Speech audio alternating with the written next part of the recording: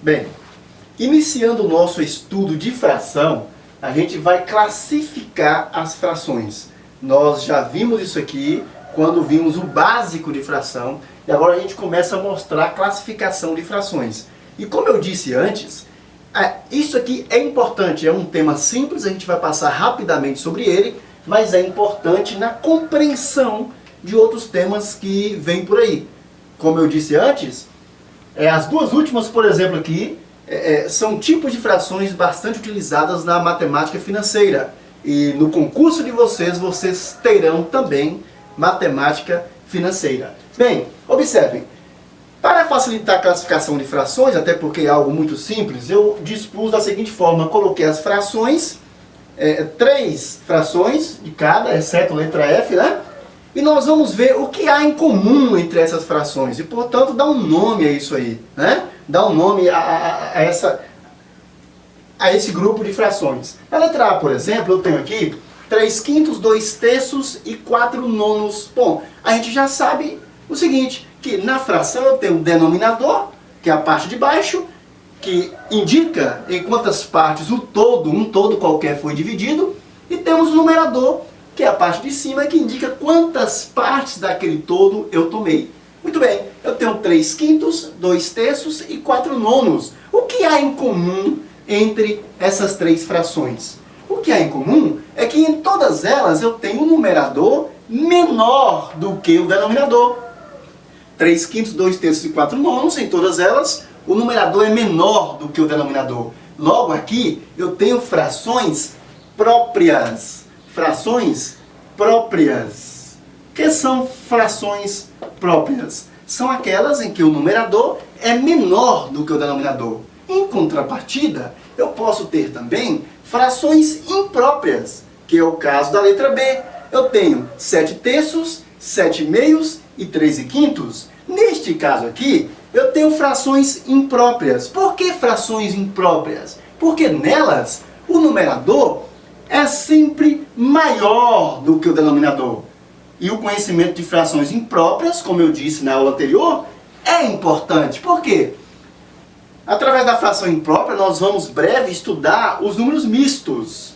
E os números mistos ainda são bastante cobrados em provas. Na letra C, eu tenho outro tipo de fração. Observe que eu tenho 7/7, que na verdade é um inteiro, né? 7 dividido por 7 dá 1. E o numerador sempre divide o denominador em caso de fração.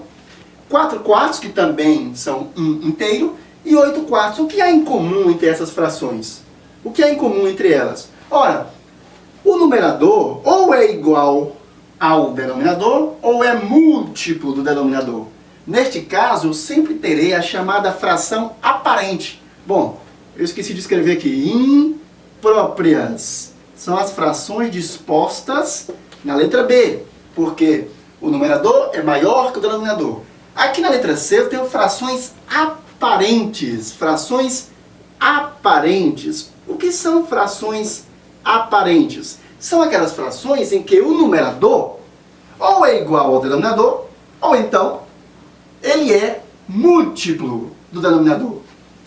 7/7, 4/4. Neste caso eu tenho o numerador igual ao denominador. 8/4 eu tenho o numerador múltiplo do denominador. 8 é múltiplo de 4. Quais são os múltiplos de 4? Vamos de novo. 8, 12, 16, 20, 24, infinitamente. Letra D. Na letra D eu tenho outro tipo de fração.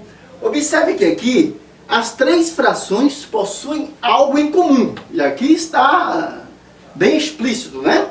Os denominadores são o quê? Iguais. Quando eu tenho frações, um grupo de frações com denominadores iguais, eu tenho na verdade aqui o quê? Frações homogêneas. Frações homogêneas são aquelas frações em que os denominadores são iguais. Em verdade, são frações, onde se tem um todo dividido, os todos são sempre divididos em 3 partes. Eu tenho fração aqui homogênea.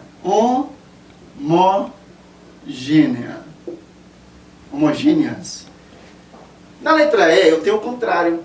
Eu tenho frações em que os denominadores são diferentes. Neste caso eu tenho frações heterogêneas.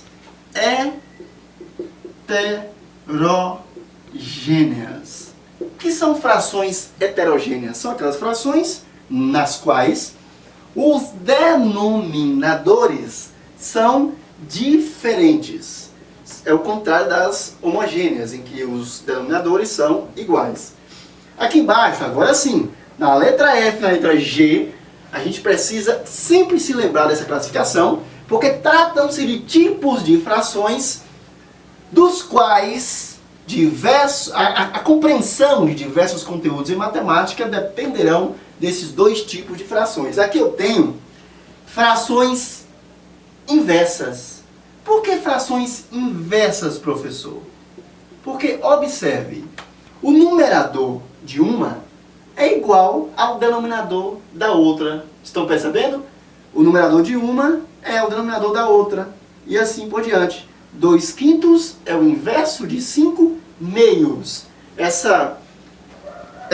Esta questão aqui, a gente vê esse tipo de fração, a gente vê demais em matemática. Lá na frente a gente vai complicar ainda mais isso aqui. Vocês vão perceber que parece simples, e é realmente simples. Parece desprezível, mas não é desprezível. Esse tipo de conhecimento é necessário sim lá na frente. Não vamos desprezar isso aqui. Então, essas são frações inversas. E na letra G, agora sim, eu tenho aqui um tipo de fração que é utilizado bastante na matemática, principalmente na matemática financeira. Nós temos aqui 1/2, 2/4 e 3/6. O que essas frações têm em comum? Exatamente, isso mesmo. Elas são frações equivalentes. Equivalentes. 1/2 é equivalente a 2/4, que é equivalente a 3/6. Professor, como assim? Equivalente, essas frações têm o mesmo tamanho. Ah, professor, como o mesmo tamanho? Sim, eu posso dividir um todo, por exemplo, uma barra de chocolate, dividir ao meio aqui, e tomar esta parte. Eu terei 1/2, não é isso? Terei 1/2, 1/2. Mas eu poderia também dividir esta mesma barra de chocolate e agora, em vez de dividir em duas partes, eu poderia dividir em duas partes e tomaria 2/4. 2/4. Ou ainda, eu poderia dividir esta mesma barra de chocolate, este mesmo todo, eu poderia dividir este mesmo todo, observe que ele continua do mesmo tamanho, né? Vamos dizer que está do mesmo tamanho, a ideia é essa, mas agora, em vez de eu dividir este todo em apenas 1, 2, 3, 4 partes, eu posso dividir esse todo em 6 partes. Posso dividir esse todo em 6 partes. Vamos lá. Vamos dividir o todo em 6 partes. Ok. E vou tomar 3 dessas 6 partes. Teria agora 3/6. Observem que a ideia é esta. Seria como pegar uma barra de chocolate e sair dividida em pedacinhos. Observem que 1/2 será exatamente igual a 2/4, respeitando obviamente o desenho que não foi feito milimetricamente. Eu posso pegar o mesmo todo e dividir em 6 partes e tomar 3. Logo, 1/2 é equivalente a 2/4, que também é equivalente a 3/6. Mas claro, a gente não vai ficar dividindo o todo sempre em pedacinhos, não há necessidade. Por que não? Porque a gente pode utilizar uma propriedade das frações. Qual é? Eu posso transformar qualquer fração numa fração equivalente, bastando multiplicar ou dividir numerador e denominador pelo mesmo número. Muito bem, eu tenho, por exemplo, o que foi feito aqui? 1/2 multiplicou-se por 2, 1 vezes 2, 2. E 2 vezes 2, 4. Agora multiplicou-se por 3. 1 vezes 3, 3. E 2 vezes 3, 6. Suponha que se multiplicasse por 4. 1 vezes 4, 4. E 2 vezes 4, 8. E infinito. Logo, o conjunto de frações equivalentes a uma fração dada é um conjunto infinito. Então eu posso ter infinitas frações equivalentes a uma fração dada. Basta que eu multiplique numerador e denominador por um mesmo algarismo. Por um mesmo número. Eu posso também dividir. Eu posso dividir. Eu posso ter, por exemplo, aqui 15 nonos. E criar uma fração equivalente dividindo ambos por 3. 15 dividido por 3 e 9 dividido por 3. 15 dividido por 3, 5. 9 por 3, 3. Logo, 5 terços é uma fração equivalente à fração 15 nonos. Fração equivalente a gente vai utilizar bastante mais à frente, não é? E frações inversas. É interessante que vocês entendam a construção de um conjunto de frações equivalentes a uma fração dada e que vocês memorizem apenas, mentalizem essa situação de inversão de fração. Ok?